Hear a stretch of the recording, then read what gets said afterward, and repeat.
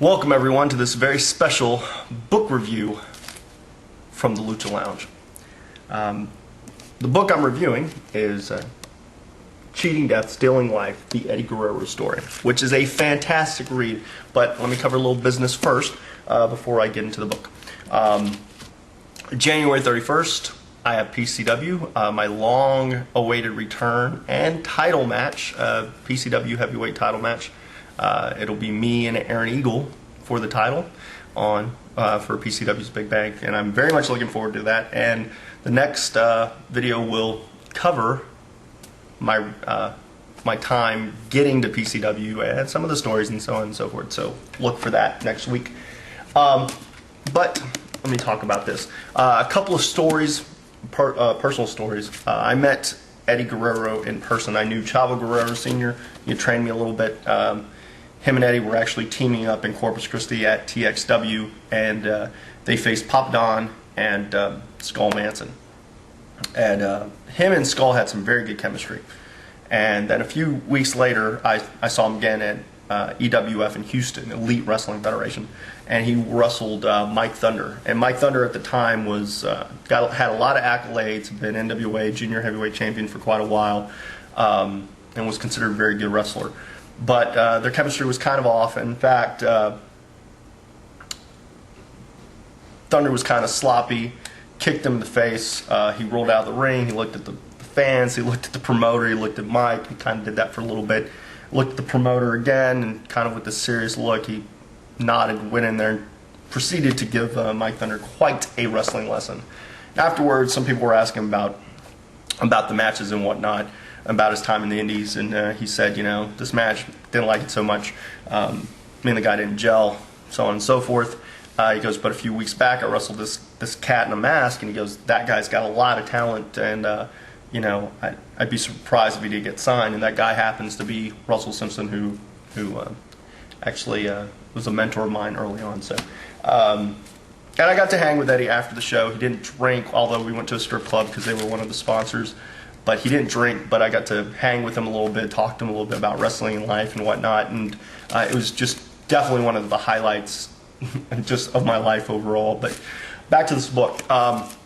This review is going to be a little different because unlike Jericho's, there's so much here. Not saying that Jericho's didn't have it, but I don't think I could cover it in 20 minutes, all of these highlighted. I mean, these are highlights, and I've read through this like numerous times. I would say this book is a definitive read, and definitely a bittersweet book, because not just because of the title, but just because of the mentioning of Chris Benoit and just the hope that Eddy seemed to have for his life. So, you know, I could cover a lot of it. The in memory is from Vince McMahon.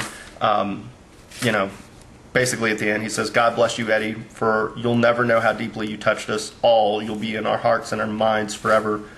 Watch over us. Viva la raza." And that was from Vince McMahon. You know, the prologue is about No Way Out, which is when Eddy beat Brock Lesnar. You know, he basically said, it was truly an amazing night, made even more incredible by the fact that just 2.5 years earlier, I wasn't even working for WWE. I'd been let go after my lifetime of drug and alcohol addiction had finally sent me hurtling to the lowest point of my entire life. He didn't even believe it when Vince McMahon told him that he was planning on putting the belt on him. He didn't see himself as a main eventer, as a guy who could be trusted to represent the best a wrestling promotion had to offer. But it was Vince who believed in him and gave him the confidence. And you know, talks about his dad a lot, talks about his family a lot. His dad actually invented two moves: the camel clutch and the gory special. Talks about his brother Chavo Sr. a lot, which was great. You know, talked about Chavo being one of the first wrestlers to do a moonsault and one of the first to do backflips off the top rope.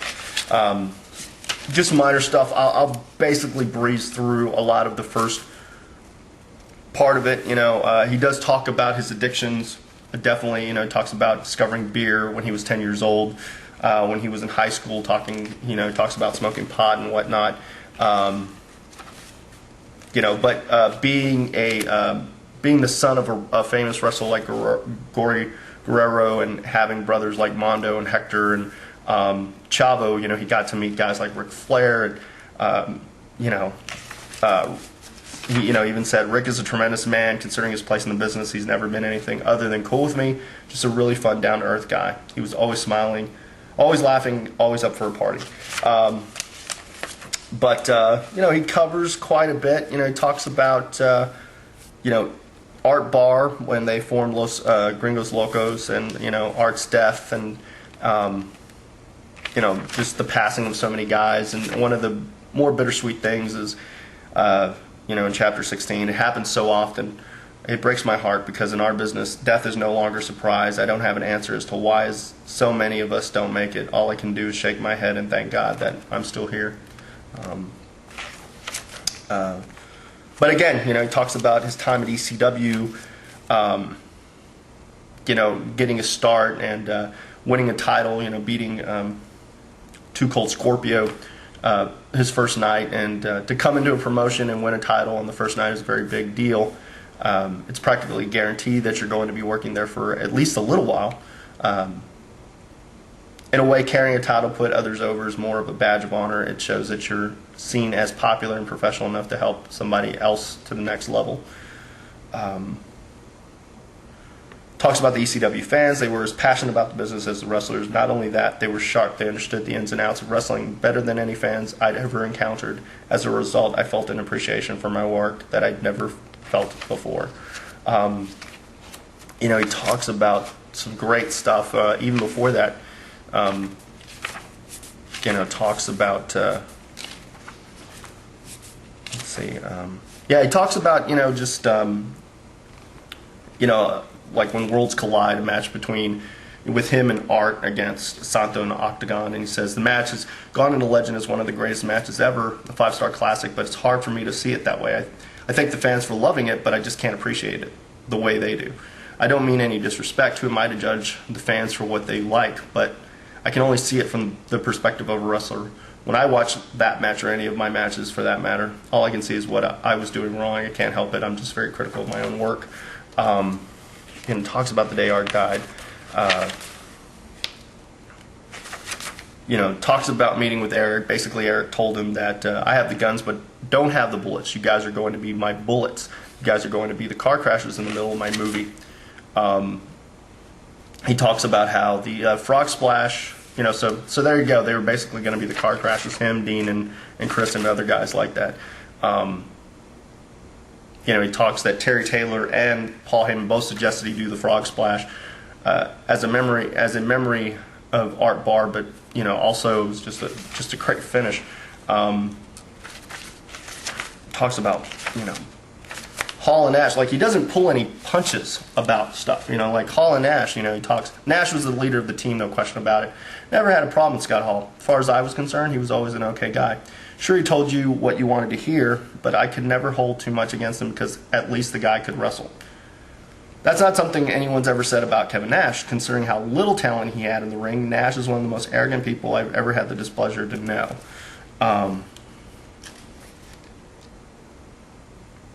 Just stuff like that. Talks about Paige. He's not really kind to Paige. He says, when it comes to Diamond Dallas Page, I just naturally put up a mental block. The two of us never hit it off. It was every man for himself in WCW, and no one was more for himself than Paige. Talks about partying at WCW. There was a culture there that totally excused constantly getting loaded in a way that was just another nail in WCW's coffin. He brings up all kinds of stuff. He talks about Rey Mysterio. Rey is blessed with what we call angel. It means he's got it, that little something extra that makes you special. He's unique. I've seen other wrestlers do amazing high flying, but they don't have what Rey has. And also, WCW missing the boat with the cruiserweight division felt like it would have created a kind of wrestling different from what most mainstream fans were used to. But unfortunately, too many people, Bischoff and his pals, felt that our smaller size would prevent us from ever going beyond the middle of the card. Talks about his match with Ray at Halloween Havoc, and how it's one of the best, most memorable matches of his career. Even now, he's still, even back then when he watched it, he still thinks it's great.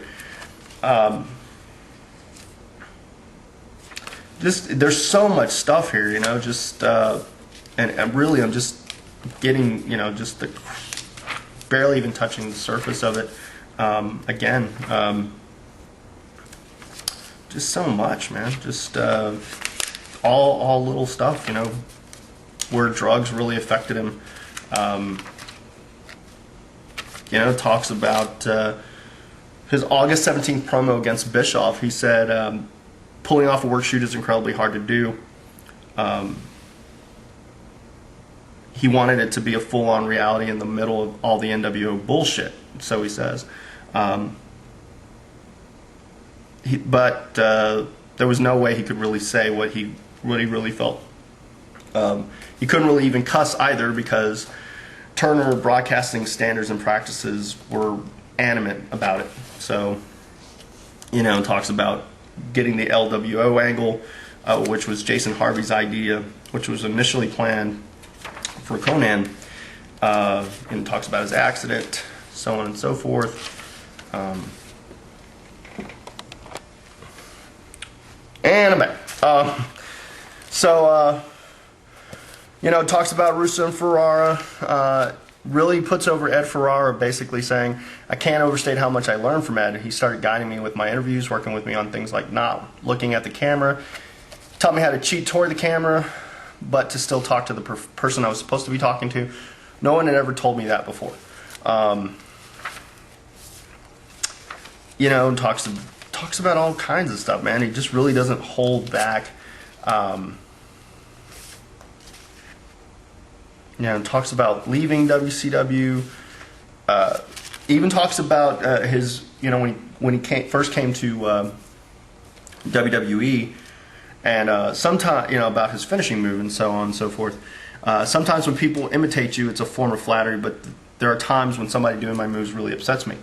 Fortunately, God has blessed me with enough talent that one move doesn't make me. I don't have to win with the frog splash every time. Don't get me wrong, it's important to have a dramatic finishing move. It helps the match out tremendously, but I'm cool with other people doing their own version of the frog splash. D'Lo does it one way, Rob Van Dam does it his own way. It's the same movement, but done in a different style by each of us. Talks about his elbow injury, working with China. Actually, when he hurt Lita,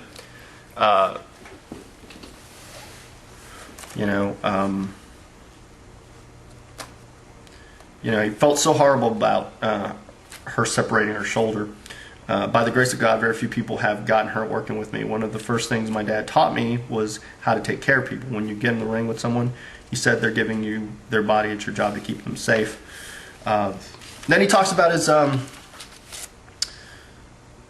how he first wanted to do the Latino Heat character. That he actually got it after seeing the Birdcage, and he loved Hank Azaria's character, Agador, the flaming houseboy. Let's see.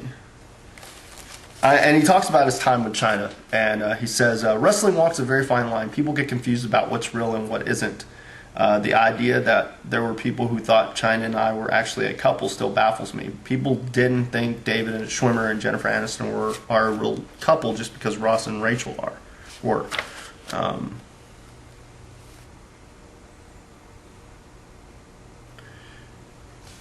Talks about triple threat matches. Talks about Joni Lara.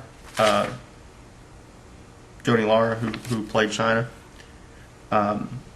Again, he brings up the stuff with China. The China angle wasn't easy on Vicky. People would come up to her in the street and ask her how she could put up with my cheating on her with China. Come on, that's just ridiculous. It's amazing to me how a lot of people can't separate the show from reality. And these are the same people that talk about how wrestling is fake. Make up your minds.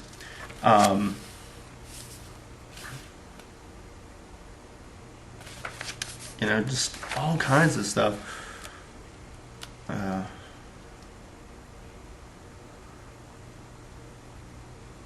Again, really, I think upset him the whole thing with China. Our neighbors, the people at our church, would come up to her and say, her being Vicky, did you see what Eddy did? I can't believe you did that. All they wanted to do was stir the shit. It really angered me. First, people say wrestling is fake, which insults my profession and how I make a living for my family. Then they turn around and act like they seriously believe what goes on in the show. Where's the line drawn? I'm damned if I do and damned if I don't. Talks about working 4 ways.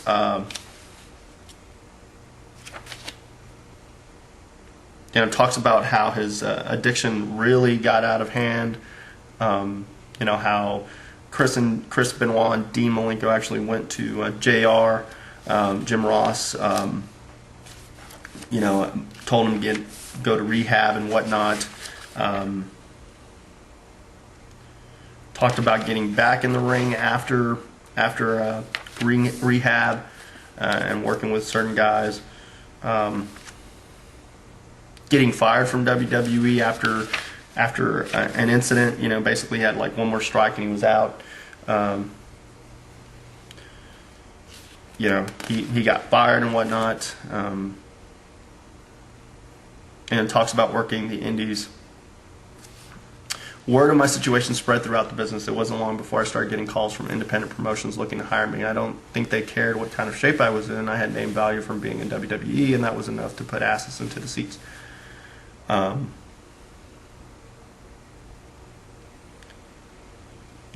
it basically said, I knew I was going to be working independents for a while. Most guys, after being in WWE or WCW or ECW, come into the indies with the attitude of, oh, I can't job to one of your guys. I was a big star. I've always believed you can put somebody over and still get yourself over if you do it. As long as the people get a great match, that's what's remembered. All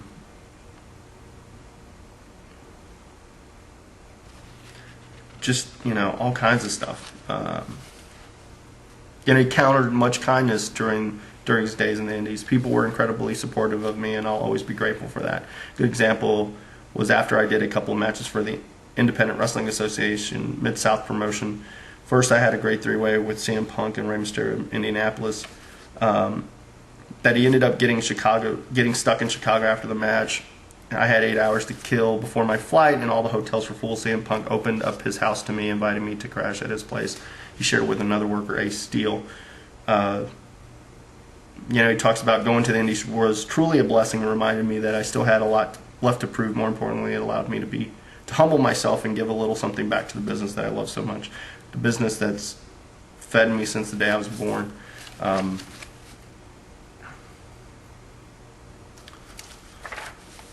then he talks about ladder matches with Rob Van Dam, so on and so forth.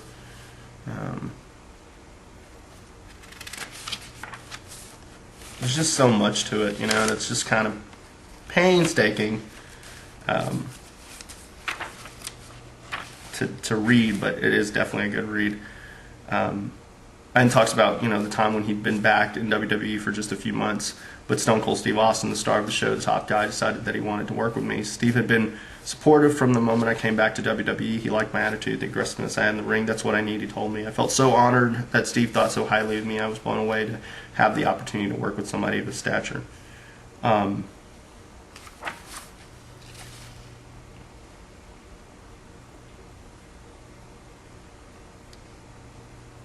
Just all kinds of stuff. Talked about Ric Flair, with Steve leaving after having some personal issues. He says, I admire Rick so much. He's been one of my heroes for as long as I can remember. In many ways, I've tried to model my career after his. My own wrestling psychology. To work with one of your idols is a great honor. Even at his age, Rick is an amazing athlete. He can still go. He's just tremendous. In all the years I've been watching him work, I've never seen Rick weak in his game. He has always been strong. And that he was pretty tense during that pay-per-view, the King of the Ring match. He said, if God ever gives me the opportunity to wrestle Rick again, I'll make sure I do it right. I'll just go out there and let him lead. I'll let him be Ric Flair. Talks about working with The Rock. It was a great pleasure working with The Rock. Two of us hadn't hit it off. At first, it was entirely my fault. I gave him a bad impression of me the very first time we worked together. And then it goes on to say, The Rock has given so much to the business. The things that he has accomplished, like crossing over into a mainstream movie star, have elevated wrestling in people's mind. The fact that he remains so nice and so humble makes him even more special. The best way to describe The Rock is to say that he is the consummate professional, by which I mean someone who does what's best for the business while still doing what's right for him and the wrestler he's working with. In our match together, The Rock took care of everybody, the company, himself, and he took care of me. He made sure I looked good as he did. That's a pro. There's a reason he was the star of the show. The Rock got everyone over. Then he says, there's only a handful of wrestlers that I believe consistently reach that high level of professionalism. The Rock, Ric Flair, Stone Cold, Triple H, Undertaker. There's a reason that those 5 guys reach the top of the business. And were able to stay there for so long. Yeah, he goes on and on. I mean, there's just so much. He talks. One thing you can never do is force feed the people. You can try to relay the story you want to tell, but in the end, if it's the fans who decide. If they want you to be a babyface, then believe me, you'll end up a babyface. Talks about people who are critical of the Latino Heat character. A lot of the Latino Heat character comes from how I use the Chicano slang, words like ese and orale. Some refer to it as Spanglish, but I refer to it as Chicanics. It's exaggerated to be sure, but it's actually pretty true to life. A writer in one of the wrestling magazines made the most moronic comment I've ever heard. He wrote that I have the fakest Mexican accent ever. That's just idiotic. How can I have a fake Mexican accent? I'm Mexican, but it's a perfect example of how Anglo culture doesn't get Chicanos. Ask any Mexican American and they'll tell you that they know people that speak exactly the same way as Latino Heat. I've also heard people who complain that lying, cheating, and stealing reinforce negative stereotypes of Chicano people, but name one politician that hasn't done it, then that. Forget that. Try and name any person that's never lied or cheated or stolen. Shame on anyone who thinks those are Chicano traits. Those things are exclusive. Those things aren't exclusive to Mexican Americans. They're something we all do at one point or another. Latino Heat is just being honest about it. Talks about his sobriety. There's just so much, man. Like I said, I mean, talks about working Chris Benoit. I consider myself truly blessed to have been able to work with Chris for so many years. Every time I wrestle Chris, it's special. His natural intensity forces me to raise my game. John Cena,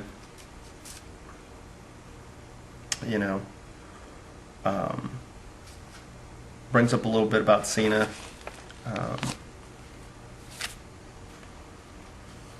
Talks about just all kinds of stuff, man.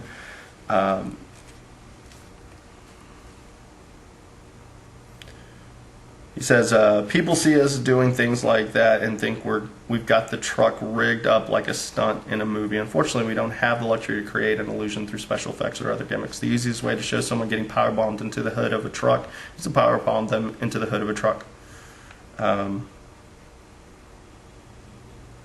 Talks about the key to being a good wrestler is being able to have a good match with anybody they put you with, when he was talking about working with Big Show.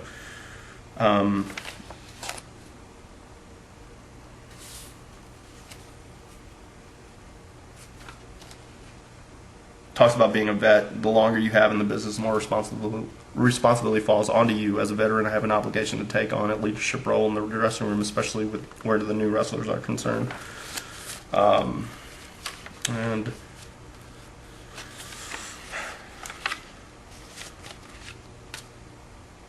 talks about becoming the champ.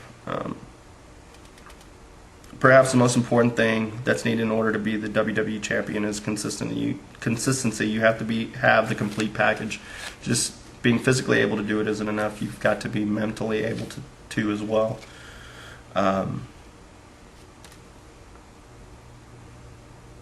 Talks about Brock. I felt really blessed to be able to work with Brock. First of all, he's an incredibly gifted athlete. Anyone who can suplex Big Show, really suplex him at will, man, that's strong. He's an animal. When it comes to business, Brock has a great work ethic. He's a perfectionist and was willing to work as hard as he needed in order to achieve perfection. I owe Brock a lot. He went out there and busted his ass for me. I'll always love him for that.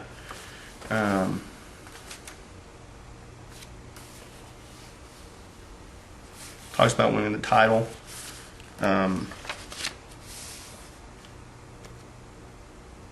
I shoved the belt out of the ring and quickly went up for the frog splash. I landed it perfectly and went for the pin. 1, 2, 3. All these feelings were running through me as the ref put the WWE Championship belt in my hand. I'm a very emotional guy, and that was easily one of the most emotional moments of my life. It was almost like I was numb from all the many emotions. Then he talks about how it's different. Everything was different after I became the WWE champion. The belt changes a person.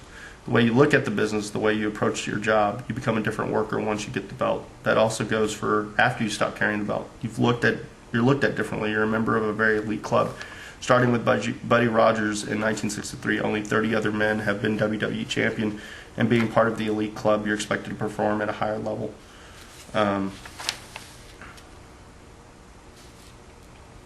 Talks about the time with Chris Benoit. He says this about Chris: "There's probably no one in the business that I'm as close to as Chris. We lived out on the road together for a long, long time, as tight as we had been since becoming friends in Japan. These last few years have brought us even closer. When I first returned to WWE after being fired, Chris was home, healing up from surgery to repair a broken neck. We started traveling together. After he came back, I've been on the road all by myself, so it felt so good to be with a friend again."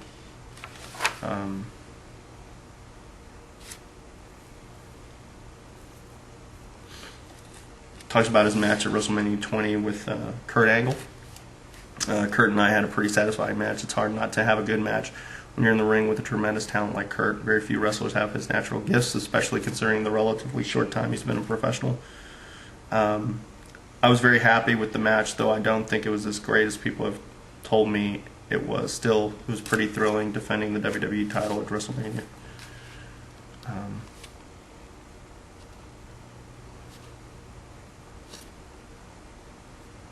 Talks about being with Chris at the end of WrestleMania 20. It was such a buzz. After so many years, there we were side by side at the very top of the business. It's moments like those when you've got to pinch yourself to make sure it's really happening. It sure felt like a dream. I was standing there at WrestleMania Madison Square Garden with my best friend in the business, a man who is as close to me as a brother, both of us carrying gold. And that's more or less how it ends.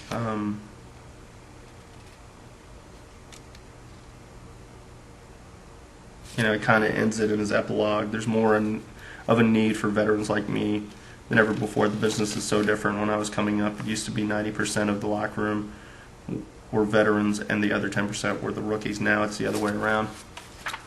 And I'll finish it with a quote that basically Austin said. Stone Cold Steve Austin described it beautifully. "We're just little pistons in a big machine," he said. "That's one of the hard truths about the business. One piston wears out, it's going to be replaced so that the machine can keep going." Like I said, this vid's almost 30 minutes, and I barely touched on much. It's definitely a worthwhile read. I would say pick it up, definitely, if you can. I'm not sure what book I will review next. I've got Bret Hart's, and that's a possibility, but that thing is about 500 pages or so. Very small lettering. I mean, it's probably going to be the Bible. But this is definitely a worthwhile read. I would say definitely pick it up if you can, or just read it if you can go to a library and check it out and whatnot. But next week will be PCW, my triumphant return, and I'm very much looking forward to that. I've been sick, but feeling a little better, so hopefully this week I'll get a little bit of training in, do my best and whatnot. So